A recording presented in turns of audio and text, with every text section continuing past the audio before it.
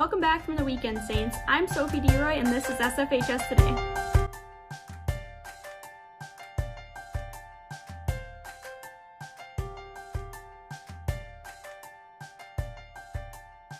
In national news, last Tuesday was Election Day.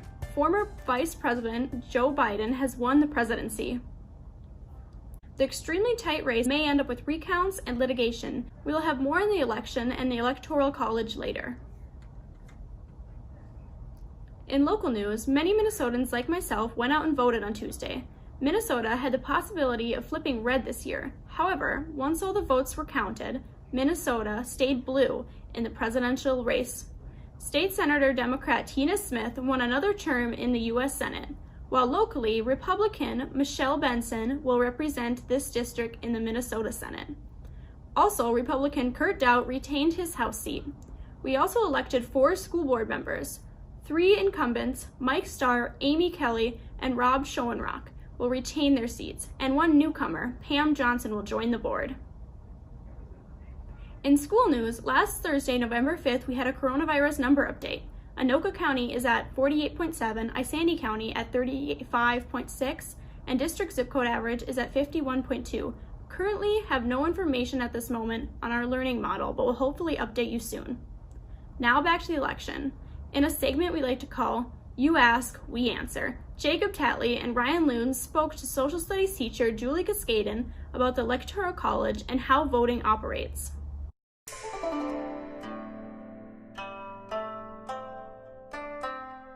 Why do we vote off of the Electoral College instead of the popular vote?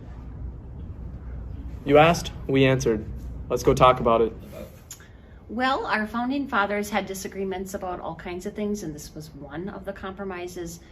Some people thought that the people should pick. Some people thought that the people wouldn't be wise enough to make good decisions and wouldn't be informed enough, so they thought Congress should pick. And so the compromise is called the Electoral College. The good things about it would be that you need to get the majority of the people from the majority of states. So even if that's a razor thin majority, you got a majority. And that way, like, you wouldn't just get to ignore half of the country that doesn't have many people in those states, like the Mountain West particularly. You'd have to pander to them too. The bad thing about it is that the states that have not a lot of people get more of a say, more of a voice than their population really warrants. So Wyoming has 3 electoral votes, California has 55, California has a lot of people.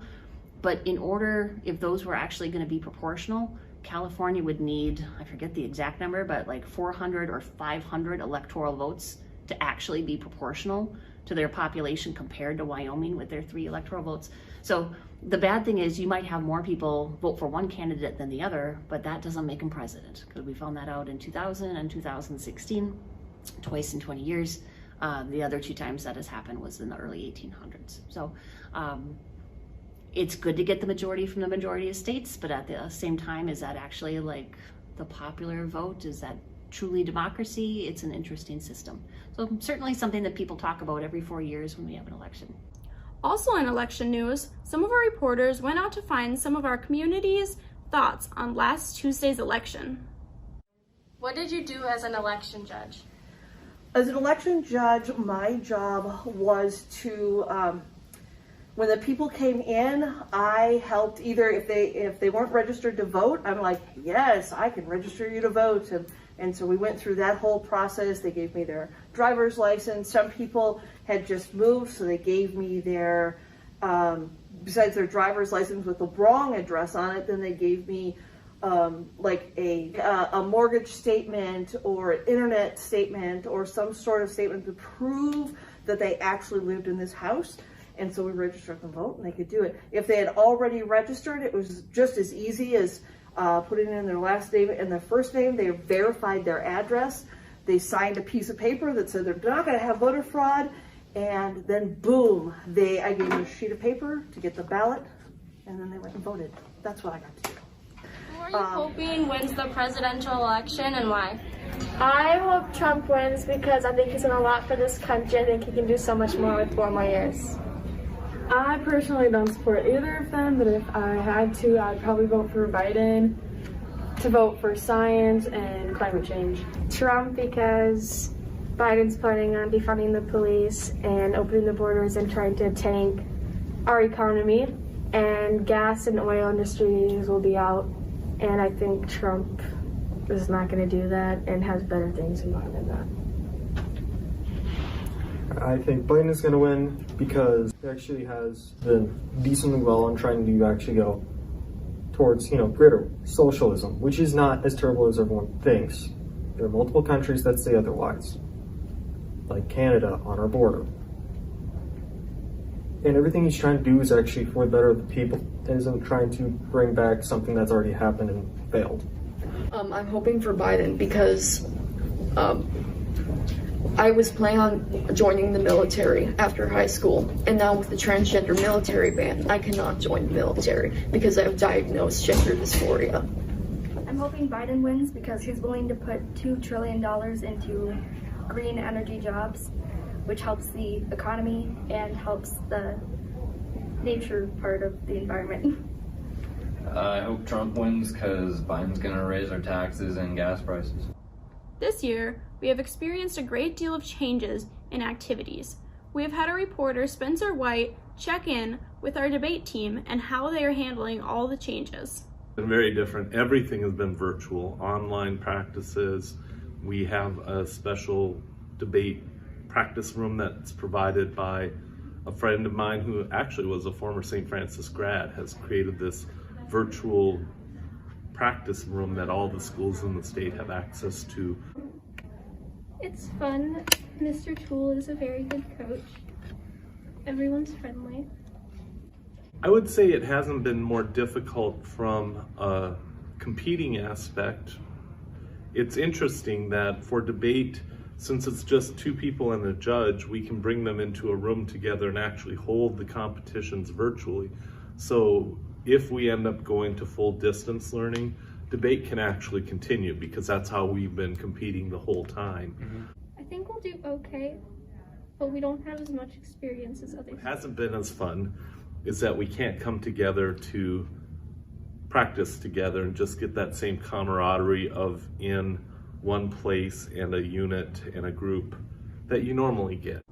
Overshadowed by a global pandemic, construction in St. Francis area schools continues throughout it all. We had some of our reporters check out all the changes to the middle school so far. Interviewed Vice Principal Miss Wyman and asked her what's the most exciting part about new construction in the middle school. The most exciting part about new construction at St. Francis Middle School is that we have these fantastic new spaces for our kids to use that are super flexible, and they're able to go and work in flex spaces and have different places where they can really learn. We asked Principal Mr. Manny what some of the challenges of having construction in the middle school are. One of the biggest challenges we have is that in part of the building, they're doing some demolition and then rebuilding. Well, we have classes going on in the other part of the building, so we have extra noise. So if they're cutting concrete or something, we'll hear it throughout the building. Another issue we have sometimes is they have to access our building, but they can't access it till after school. So they have to change their construction schedule to go from 2:30 to 10 at night versus a regular school day. Overall, even with the challenges that construction has brought, the middle school is very excited for students to have new learning spaces. This year, students had the choice of choosing between hybrid learning and distance learning. Here's our reporter, Eric, on his experience with distance learning. Hello everybody, my name is Eric Wickman, and I'll be talking to you about how my day goes as a distance learner. Now, I usually get up at about 7 in the morning, I'll sit down at my computer with some breakfast and a glass of water, and then I'll log in my first hour class, and from there, I'll do my homework, and I'll go into my next classes.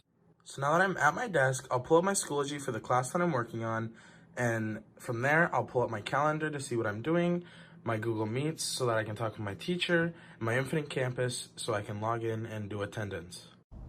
Now, onto our weekly RQT. It's the random question thing, ding!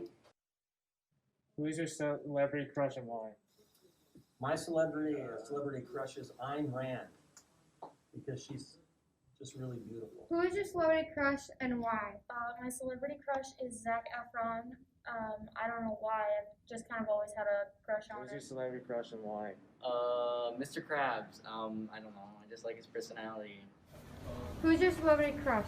Zendaya. And why is that?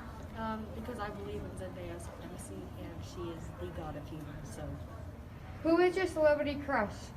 I mean, the obvious answer is Chris Evans because it's Captain America. Are you kidding me? Now on to sports.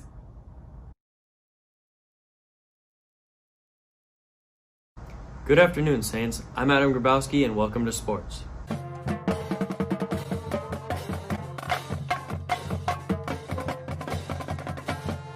Annika Fingal is the athlete of the week this week. After sustaining a leg injury, Annika is signed to play with Bemidji in college.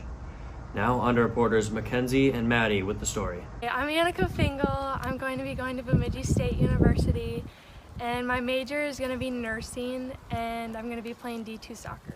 What are you most excited for? I'm excited to play with my teammates, my future ones, because I've already met them, and some of them are from my club, so I'm excited for that. Dance missed out on their fall season due to COVID and the ever-changing rules. However, they are starting back up ready for their winter competition season. Now, on to Cassie, Will, and Adam for more. Being in dance this year with COVID, well, we haven't really started yet, but we do start choreography on November 9th. So, and then we start tryouts on November 16th. Usually we have about 2 weeks for choreography, but this year we have a shortened time. So that's kind of like pressuring, but we're hoping that it will all work out. We also now have 3 varsity coaches and 3 JV coaches instead of 2 varsity and 1 JV. So have a great week and stay safe, Saints.